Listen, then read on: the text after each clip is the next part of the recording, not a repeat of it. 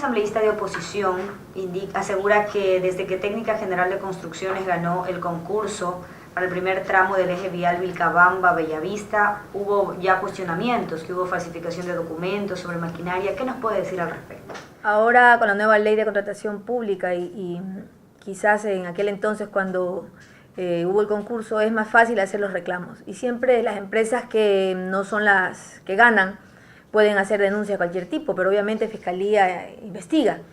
Todo lo que se dijo sobre ese concurso, que fue mucho antes de que yo entré al ministerio, está archivado porque no fue comprobado, no fue cierto. En ese sentido también se dijo que había habido una subida de precio en el contrato. Una cosa es un trabajo muy simple en que uno hace, en que el contratista lo único que tenía que hacer era pequeños movimientos de tierra y los botaba a la quebrada, ¿ya? Pero cuando ya hablamos de ampliar la carretera, ya a 9.15, que es la medida de calzada reglamentaria, digamos, mínima para que los carros, dos carriles circulen con seguridad, pero a su vez esa carretera tiene que tener cunetas y tiene que tener espaldones y tiene que tener otra protección que la hace incluso llegar a 11 metros del total. Entonces hay que cortar pues la montaña. Este material ya no se lo podía, que lo que se llama botar lateralmente, sino que había que ponerlo en camiones, había que utilizar brazos o otro tipo de maquinaria, trasladar este material hacia sitios en los que el Ministerio de Ambiente ubica lo que se llama escombreras, que es donde se puede dejar la tierra. No crean que soplar y hacer botellas es una carretera en la montaña, en Loja. Ya la maquinaria antes podría haber sido una maquinaria muy pequeña, ahora tienen que haber retroexcavadoras, tiene que haber incluirse transporte, movimiento de tierra, etcétera. Entonces obviamente tiene que cambiar el precio unitario, pero el hecho de que la señora o los señores asambleístas o de oposición que hable, por favor, tengan un poquito de vergüenza, no pueden decir las cosas con tanta soltura. Sin embargo, se dice que a pesar de que se incrementó el precio, se redujo el kilometraje de la vía. ¿Esto es cierto? O de ser así, ¿por qué se lo hizo? Las carreteras en Loja nunca se han reducido, siempre han tenido la misma longitud. Es otra falacia que dicen que las personas que creen que pueden hablar cualquier cosa. El contrato fue por 101 kilómetros y sigue siendo por 101 kilómetros. Lo que alguien le tiene que haber explicado a esta asambleísta, pero lamentablemente no lo entendió, es que en los contratos hay ciertos límites para la firma de los instrumentos administrativos, de los instrumentos legales correspondientes. Entonces el contrato complementario no podía crecer demasiado. Entonces la ley solamente le permitía por contrato complementario crecer un monto. Con ese monto y las nuevas características de la obra solo se llegaba a 39 kilómetros. El resto de los kilómetros se los tenían que hacer con otro instrumento legal que se llama orden de cambio.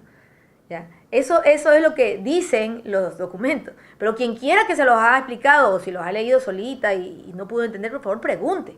La carretera ni el contrato ha cambiado de dimensiones, sigue siendo de 101 kilómetros y eso es lo que vamos a hacer por Loja, lo que no hicieron otros gobiernos. 101 kilómetros de carretera de pavimento rígido, con los anchos correctos, con las curvas rectificadas, segura, como debe ser un eje vial que conecta el Ecuador con el vecino país del sur.